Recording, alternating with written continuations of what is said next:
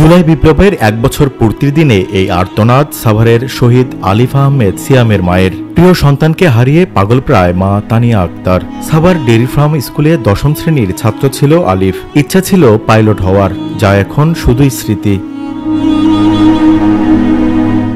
আলিফ শহীদ হয়েছেন, কিন্তু তার ব্যবহৃত জিনিসগুলো পরম যত্নে রেখে দিয়েছেন পরিবারের সদস্যরা। ৩৬ জুলাই সবশেষ যে পোশাক পরে বেরিয়েছিলেন আলিফ, সেগুলো জড়িয়ে ধরে স্মৃতিচারণ করছেন মা। তবে যে আকাঙ্ক্ষা নিয়ে শুরু হয়েছিল জুলাই আন্দোলন, ১ বছর হয়ে গেলেও তা পূরণ হয়নি বলে অভিযোগ শহীদ আলিফের মা তানিয়া আক্তারের। ছেলে বড় হয়ে তার স্বপ্নটা হচ্ছিল যে সে পাইলট হবে।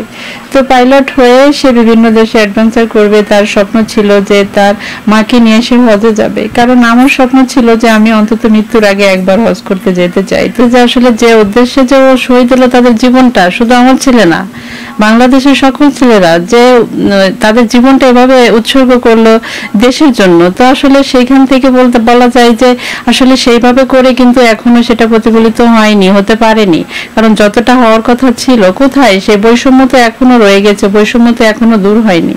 জুলাইয়ে আন্দোলনকারীদের উপর নির্বিচারে গুলি চালানো ব্যক্তিরা বুক ফুলিয়ে ঘুরে বেড়ালেও তাদের গ্রেপ্তার না করায় ক্ষোভ প্রকাশ করেন শহীদ আলিফের মা তানিয়া আক্তার। একটা বছরে কি এখনো বিচারের কার্য শুরু হতে পারেনি? এখনই কি একটা লোককে ধরে দেখাইতে পারেনি? তাদের কাছে কি আদৌ কোনো প্রমাণ নেই?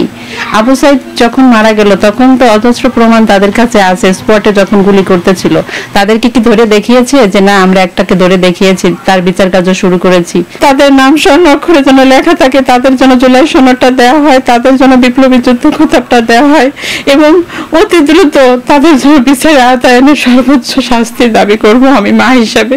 বড় ভাইকে হারিয়ে মায়ের মতো পাগল প্রায় ছোট বোন ইস্টার জাহান লামহাও।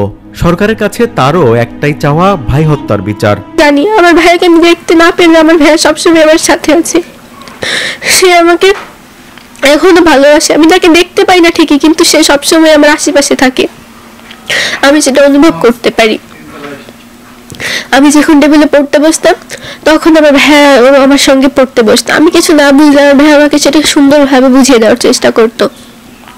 আমার ভাইয়ের সঙ্গে আমার মজা, খুনসুটি সবকিছুই আমি এখন আমার মনে পড়ে, আমার জীবনের স্মৃতি হয়ে রয়ে গেছে। শহীদ আলিফের পরিবারের এখন একটাই দাবি, মৃত্যুর আগে সন্তান হত্যার বিচার দেখে যেতে চান তারা। দেওয়ানিমন, দেশ টিভি, সাভার।